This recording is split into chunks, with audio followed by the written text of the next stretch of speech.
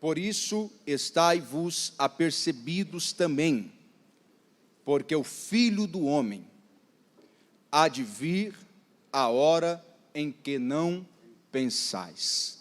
Amém. Queridos, eu quero falar hoje sobre o arrebatamento da igreja, mas antes eu quero tributar a Deus. Eu me lembro que alguns anos atrás eu me ajoelhei aqui nesse altar. Eu era num culto geral, não me lembro, mas eu vim aqui, o pregador chamou as pessoas aqui na frente, eu me ajoelhei aqui, e eu senti uma mão, pastor, me pegar pelos dois braços e pelas minhas duas pernas, e me pôr de pé. E eu não entendi, e foi sobrenatural aquilo, eu fiquei procurando alguma coisa que me pôs de pé, porque me pôs de pé como se eu fosse uma pena, e eu não entendi, fiquei com aquilo na cabeça, e quando eu cheguei em casa, o Senhor me mostrou um texto, que está em Ezequiel, capítulo de número 2, que diz: Filho do homem, põe-te de pé, porque falarei contigo. E o texto diz: e o Espírito Santo me pôs de pé, e ele disse: vai e pregue a minha palavra.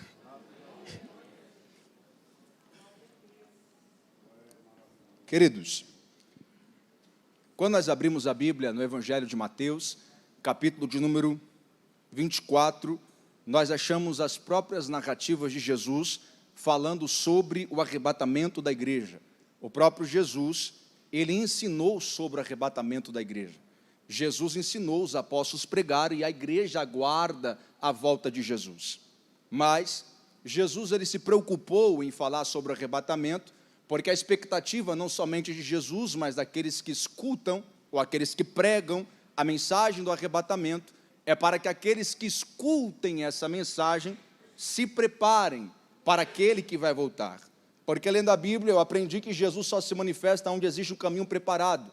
Quando perguntaram para João Batista: quem és tu? Ele disse: eu sou aquele que prepara o caminho, a voz que clama no deserto.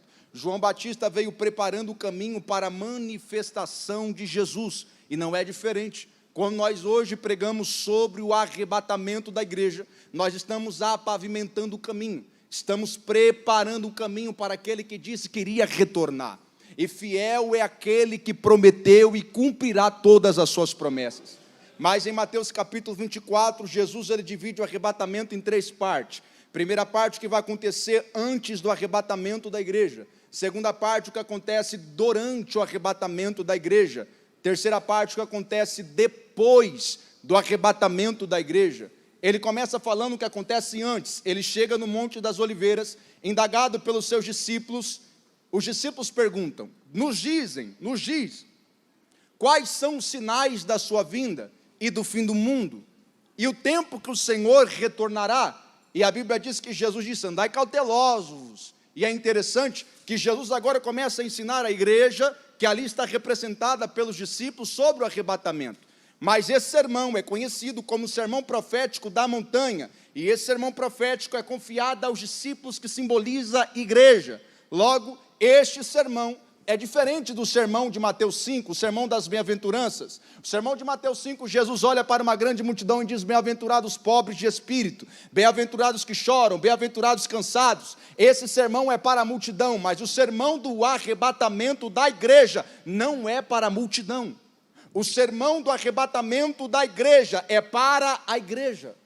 Jesus prega sobre o arrebatamento para a igreja. Agora, por que não prega para o mundo? Porque o mundo não aguarda Jesus. Quem aguarda Jesus é a igreja. Porque essa mensagem é confiada para a igreja, porque Jesus não quer que o mundo se prepare. Jesus quer que a igreja se prepare para o retorno dele.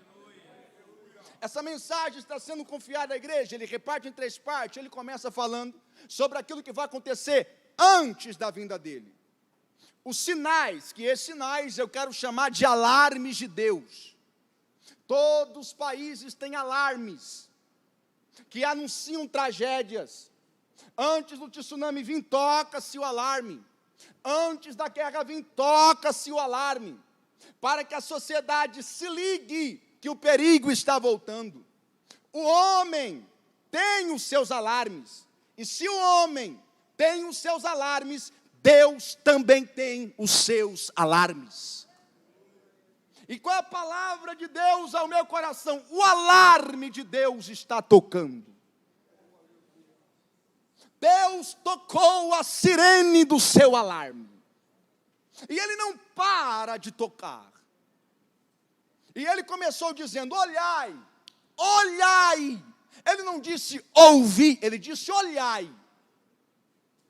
Olhai para as nações, olhai para a terra, olhai para o mar, olhai para o céu, olhai para a sociedade. Ele disse olhai.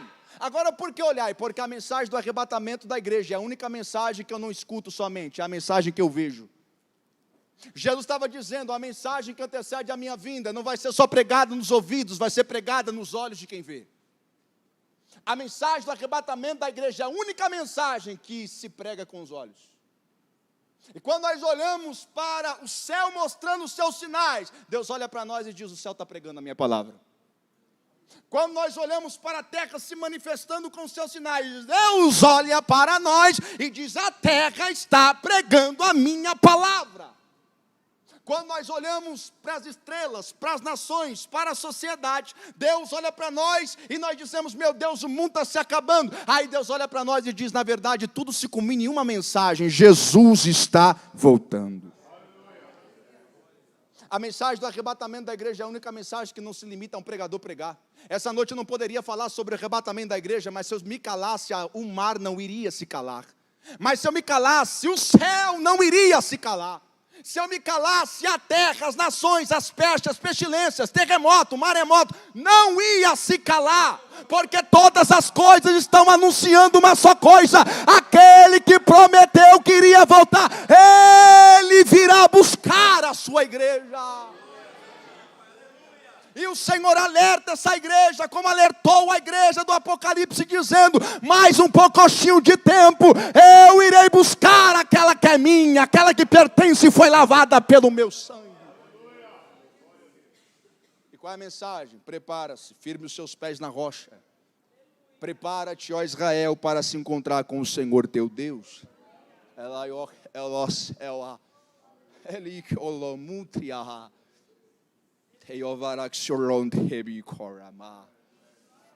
O Espírito Santo está aqui nessa casa. Andai-vos apercebido, o alarme de Deus está tocando. Mas isso é o que vai acontecer antes do arrebatamento. Você já viu esse filme antes? Tudo que nós estamos vivendo é uma pregação aos nossos ouvidos, e nos diz claramente que aquele que há de vir virá e não tardará.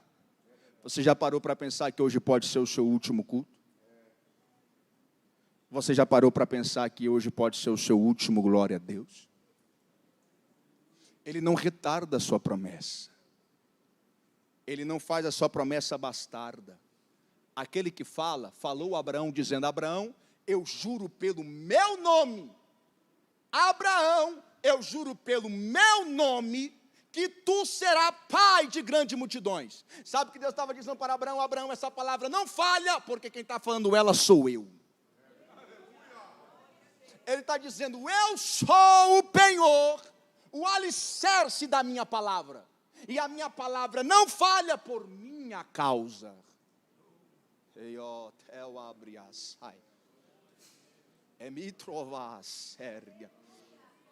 E o Senhor está dizendo: ela não vai falhar, ela não vai faltar. Mas agora isso é o que acontece antes do arrebatamento.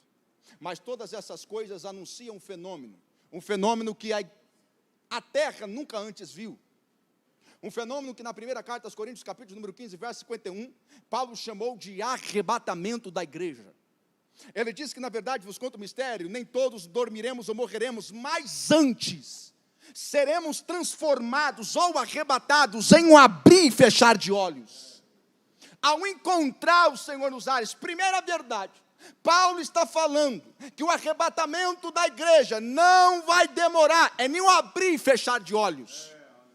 E Jesus falando também sobre o assunto, ele disse que assim como o relâmpago soa do ocidente e vai até o oriente, assim será a vinda do Filho do Homem. Você sabe quanto tempo demora isso? Demora menos de demora menos de um segundo, 2 milésimos de segundo. Jesus está dizendo: é abrir e fechar os olhos, eu busquei a minha igreja. Irmão, não tem essa não. Quando o crente subir, eu vou pegar no pé dele. Pega não. Não pega. A roupa fica, porque talvez fique porque a capa de Elias ficou, mas Elias não fica não. O que eu tenho fica, mas eu não fico não. O que tu tem fica, mas você não fica não. Porque há de chegar um dia. Se uma greve de caminhoneiros parou o Brasil, se um vírus invisível parou o mundo, o que será? Qual vai ser a reação do mundo ao ouvir milhões de pessoas? Milhões de pessoas desapareceram nos 4 cantos da terra. O que será ouvir a televisão dizendo: estamos recebendo notícia da embaixada americana, da embaixada africana, da embaixada israelense, e lá estão dizendo que também desapareceu, e alguém vai dizer: sumiu. Jesus prometeu e cumpriu a sua promessa para buscar o teu povo.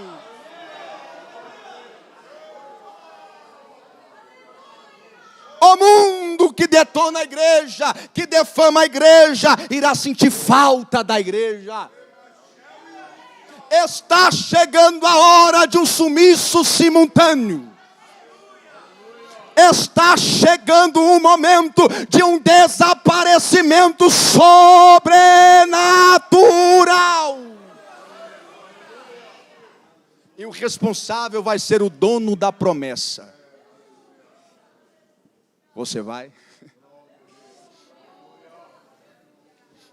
A igreja será tirada desse plano e levada aos ares. Aí Paulo disse assim na primeira carta a Tessalonicenses, capítulo 4, verso 17, ele disse: para se encontrar com o Senhor nos ares. A igreja sobe para se encontrar com Ele. Ele está aguardando a igreja. Então quem arrebata a igreja não é Jesus, é o próprio poder do Espírito Santo. O Espírito Santo tira a igreja. Agora, por que o Espírito Santo? Porque o Espírito Santo é o amigo do noivo. É ele que está preparando a noiva. Ele que está adornando a noiva. Ele está enfeitando a noiva para poder levar para o noivo. E o que é esse culto essa noite? É o Espírito Santo te moldando. É o Espírito Santo te arrodeando, dizendo: eu não te fiz para ficar aqui. Eu não te chamei para se contaminar. Eu não te chamei para ficar embaraçado.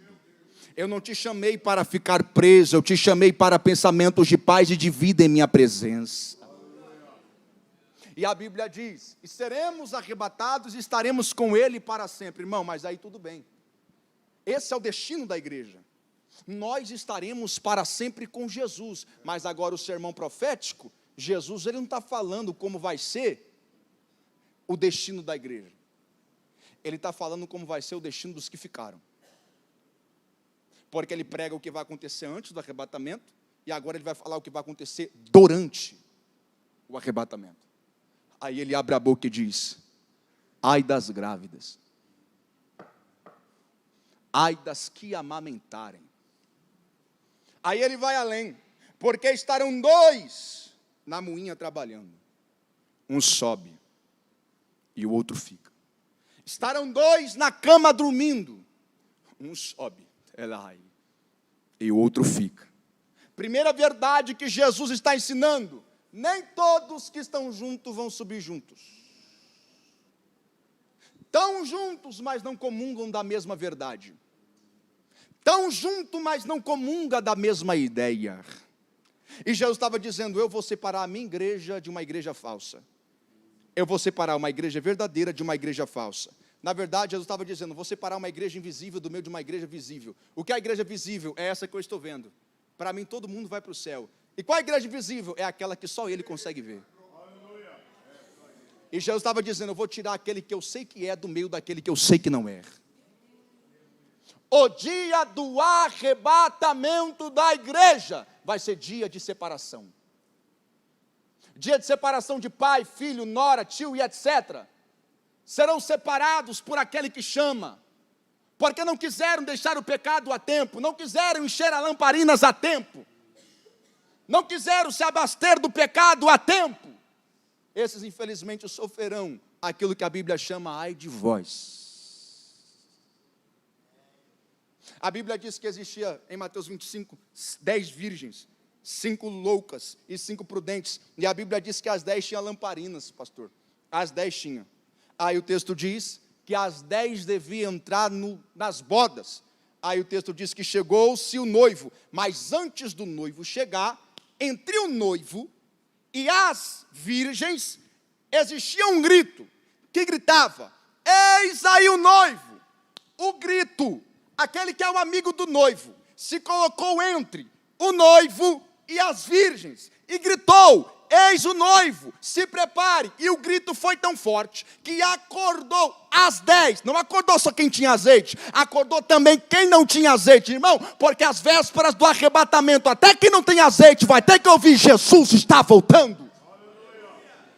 E a voz acordou, irmão, que essa pregação essa noite é um grito do amigo do noivo, se colocando entre você e o noivo, dizendo: se prepara, ele se coloca na frente.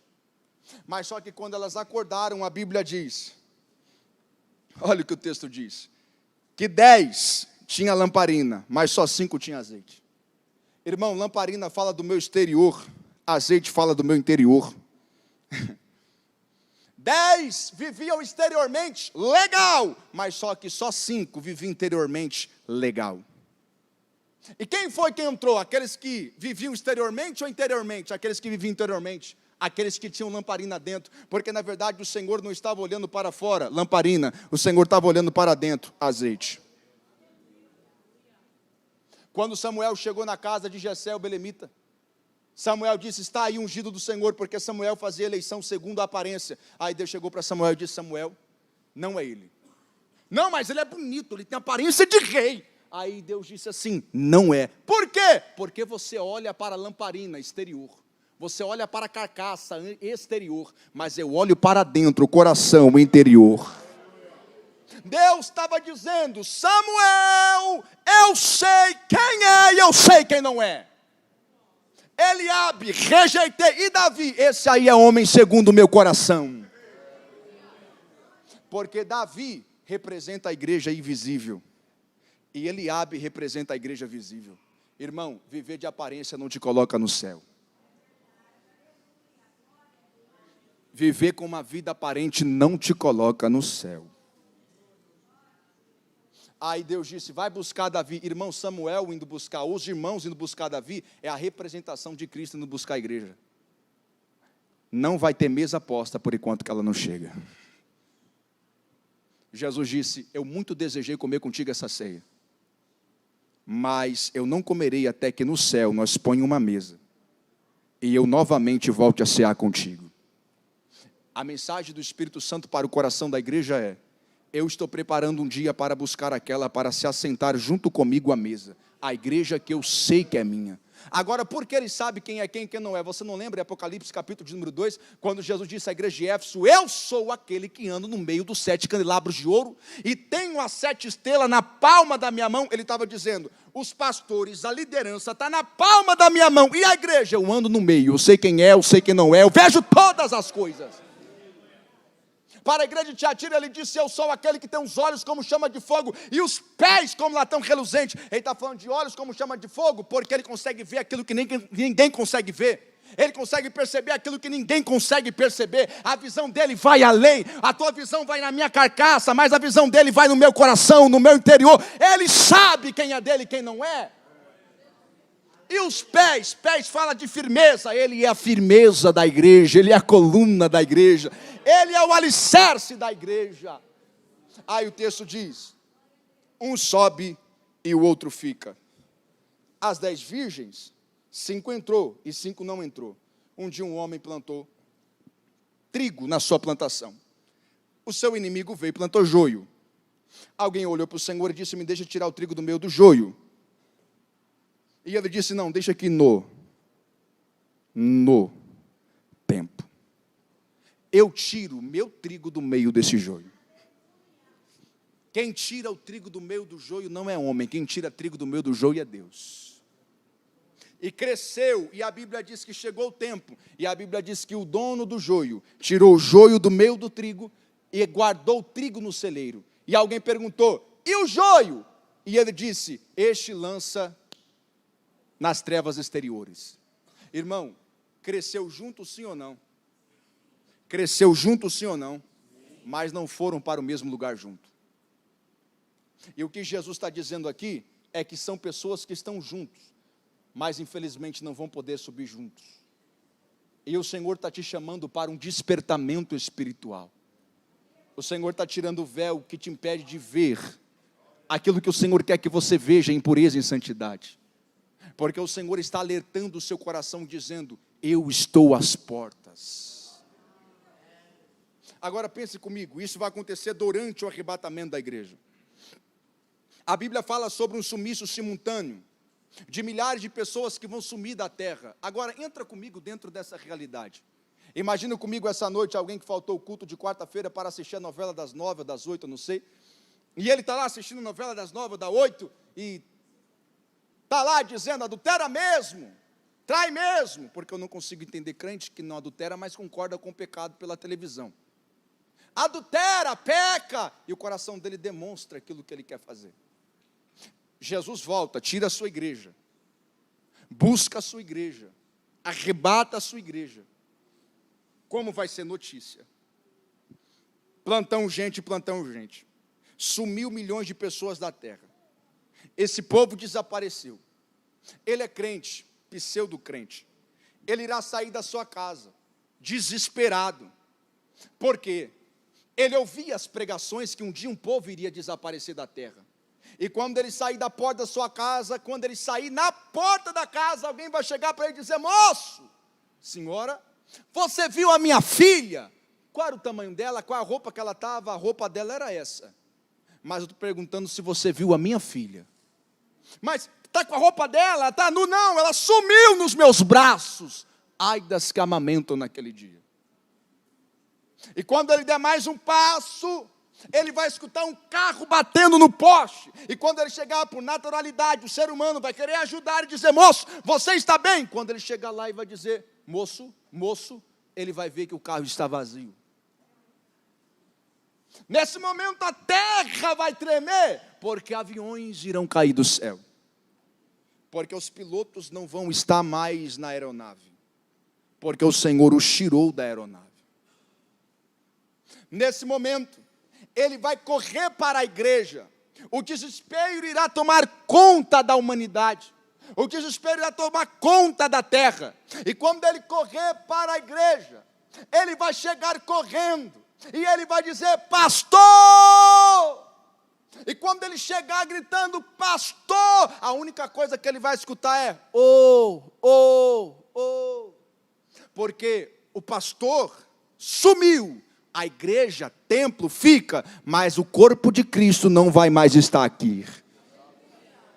Ele vai gritar e vai perceber que o teclado está, mas o tecladista não está. Ele vai perceber que os bancos estão, mas as pessoas que assentam não estarão. O púlpito estará, mas aqueles que se assentam não estarão, porque a igreja desapareceu. A igreja subiu. E o que Jesus estava falando era sobre isso. Uma realidade eminente que vai tomar conta da terra. Uma realidade, um sumiço eminente. De um povo que desaparecerá do planeta Terra. A igreja sobe. Agora, eu tenho uma palavra ao seu coração. Abra sua Bíblia em Apocalipse, capítulo de número 12. No versículo de número 12. Veja o que a Bíblia diz.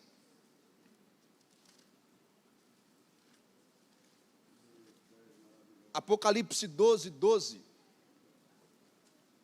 Por isso, alegrai-vos, ó céus, e vós que neles habitais. Ai dos que habitam na terra e no mar. Porque o diabo desceu a vós, e tem grande ira, sabendo que o tempo dele já está pouco, ou tem pouco tempo. Agora, eu quero falar o que vai acontecer depois do arrebatamento. Perceba-se que um anjo se põe no céu e diz aos que estão no céu: alegrai-vos, ó vós que neles habitais. O contexto do texto fala: vós que venceram o mundo, pelo testemunho do Cordeiro, e não amaram a sua vida até a morte, mas antes foram fiel ao Cordeiro, e venceram pelo testemunho, pelo sangue do Cordeiro, alegrai-vos, ó céus. Essa é a mensagem que a igreja vai ouvir no céu. Alegrai-vos, ó céu. Mas só que tem uma segunda mensagem. Primeira mensagem, alegre-se, céu. Agora tem uma segunda mensagem. Ele olha para a terra, agora ele não prega mais para o céu. Ele olha para a terra e diz: ai de vós, que habitais na terra e no mar, porque o diabo desceu até vós com grande ira. No céu, um anjo prega duas mensagens. A primeira mensagem é para a igreja, e a segunda mensagem é para o mundo. A mensagem que ele prega para a igreja é: alegrai-vos. A mensagem que ele prega para o mundo é: ai de vós. E a pergunta que o Espírito Santo faz em seu coração é: qual das duas mensagens você quer escutar? Alegrai-vos ou ai de vós? Ele está olhando para a sua frente e diz: alegrai vocês que venceram o mundo. Alegre-se, porque a morte não reinará mais, o pecado não reinará mais, a solidão e a tristeza não reinará mais. Aí ele olha para a terra e diz: ai de vós, porque o diabo desceu até vós com grande ira. Mas essa pregação, essa noite, é uma pregação de escape.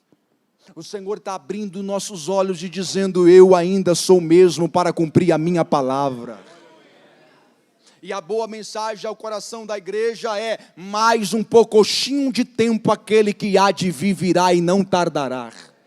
O livro do Apocalipse começa dizendo: aquele que diz essas coisas diz: certamente cedo venho. Ele vem sobre as nuvens. E termina dizendo: aquele que diz essas coisas diz: eis que ele vem sem demora. Maranata, hora vem Senhor Jesus. Todas as coisas se acuminam, e eu sinto a presença de Deus nesse altar para dizer: Jesus está voltando. Eu sei que entrou pessoas aqui nessa igreja com a vida um pouco para lá e um pouco para cá, e você estava perguntando para Deus o que será, e o Senhor está dizendo: se firma na minha presença, porque o que eu tenho com você é muito grande para ser desperdiçado lá fora.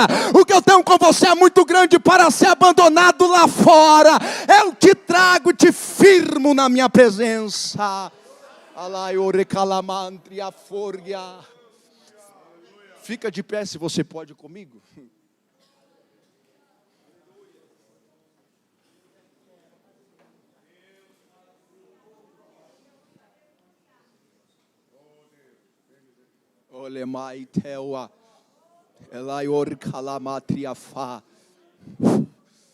Jesus está aqui.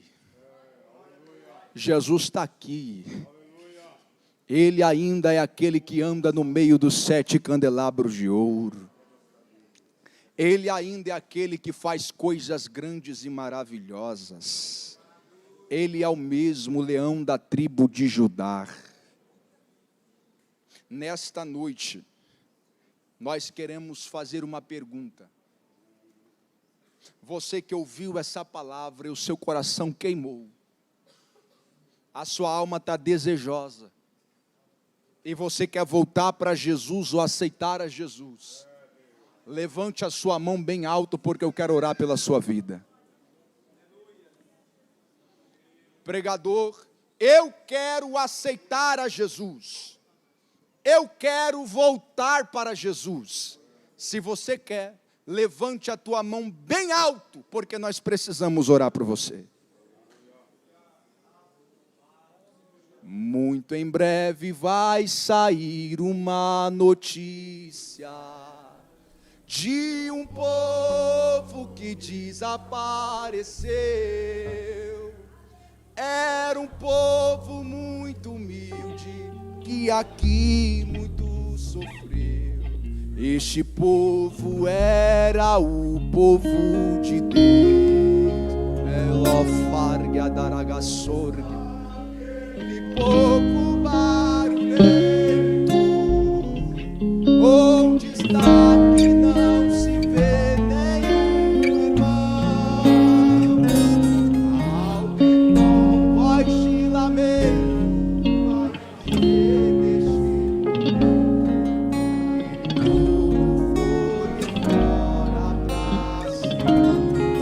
Se existe alguém aqui que quer aceitar a Jesus ou voltar para Jesus, estenda rápido a sua mão para cima e nós vamos orar por você essa noite.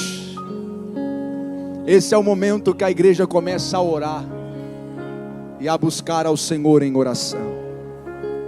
Se existe, levante a sua mão e nós iremos orar pela sua vida.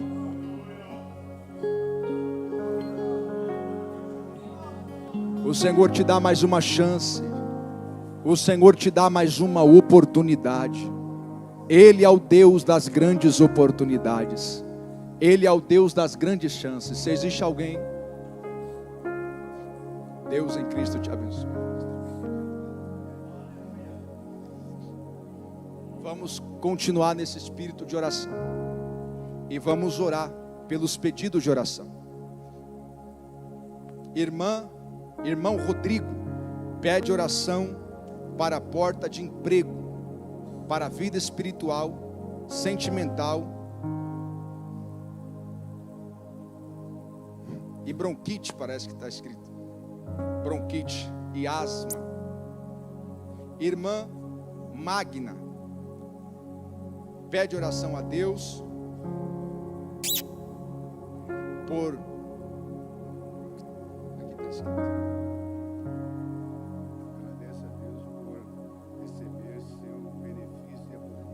Agradece a Deus por receber seu benefício de aposentadoria.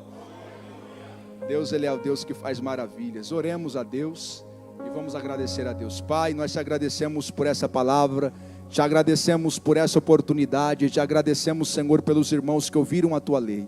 Senhor, nós te louvamos porque o Senhor é o mesmo que faz coisas extraordinárias.